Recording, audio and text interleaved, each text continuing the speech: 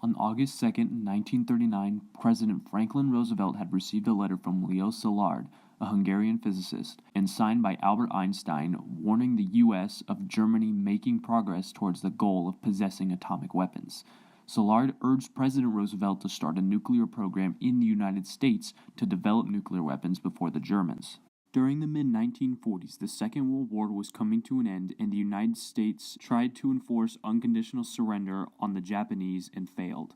This led to President Truman compromising with his advisors and using the new atomic bomb, creating a global conflict on the atomic potential. This changed modern warfare and sparked the arms race of the Cold War.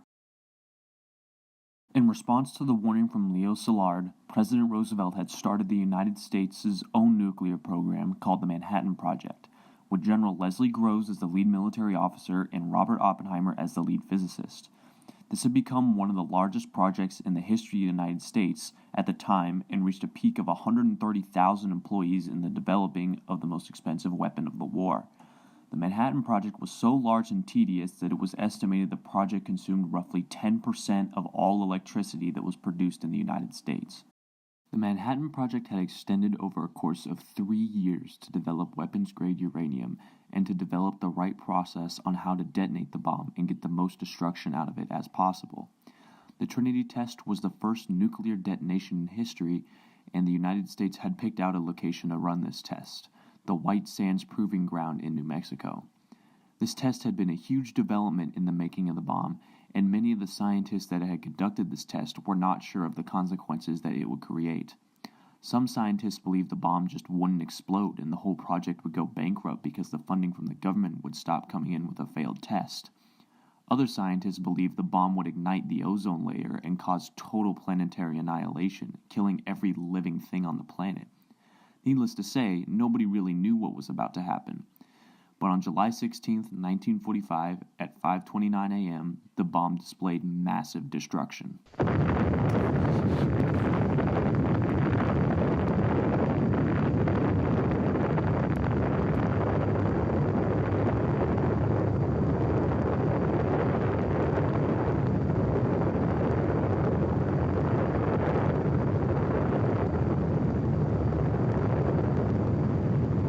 With the successful test of the first atomic bomb, President Truman had received a lot of different advice from people in his cabinet about how to deal with Japan and force them into unconditional surrender.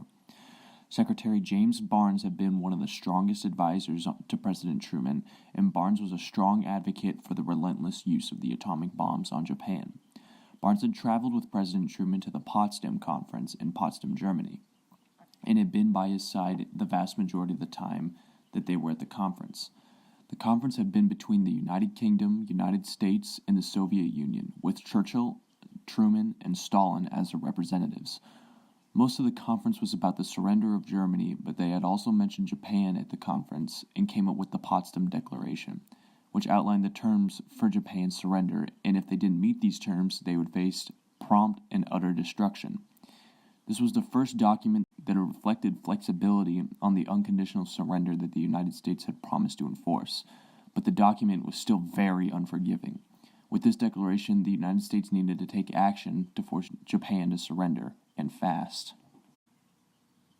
Truman had to make one of the hardest decisions that any American president has had to make and figure out how to get Japan to surrender. Truman had 4 main options to consider in ending the Japanese. Truman could use the conventional methods of bombing without nuclear power, like a continued version of the fire bombings that had hit Tokyo.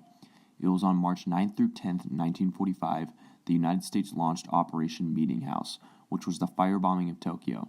It became the single most destructive bombing raid in human history, killing an estimated 100,000 people and displacing over 1 million by destroying their homes.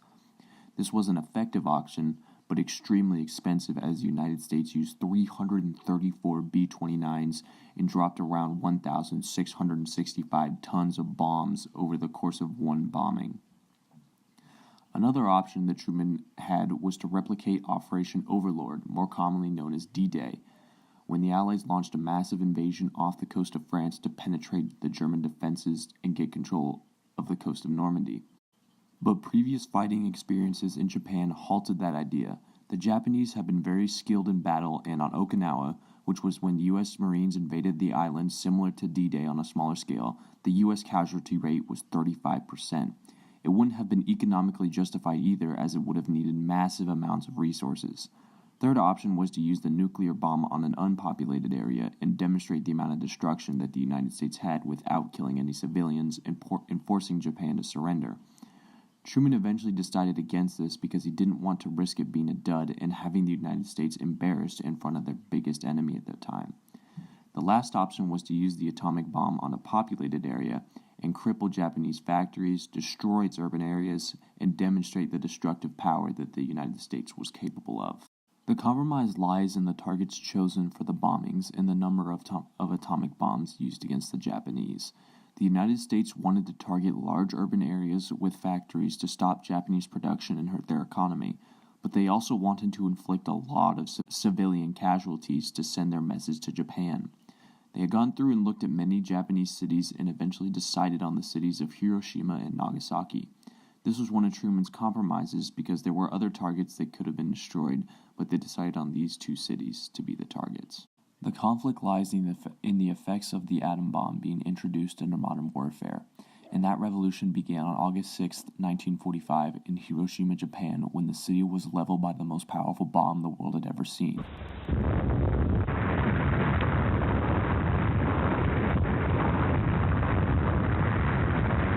Dropped by the Enola Gay, the atomic bomb was known as Little Boy, and released the power of 15 kilotons of TNT upon the men, women, and children of Hiroshima.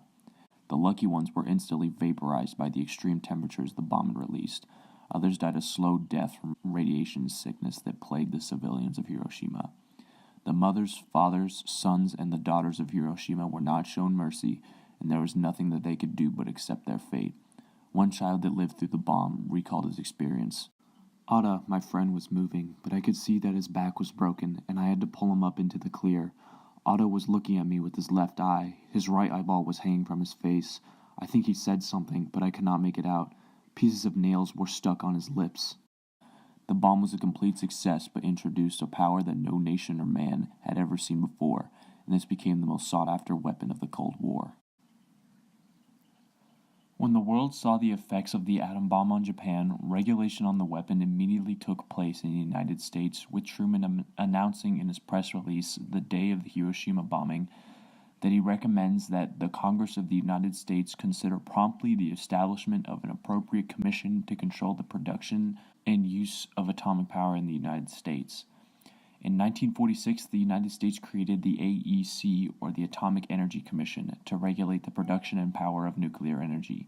In response to the massive demand for nuclear weapons, Carl Sagan and a group of other scientists published a piece entitled The Nuclear Winter, which describes the effects of global nuclear war and how the end of humanity would follow an event like that, with the sun being blocked out by fallout and killing all the crops, eventually having everyone starve or freeze to death.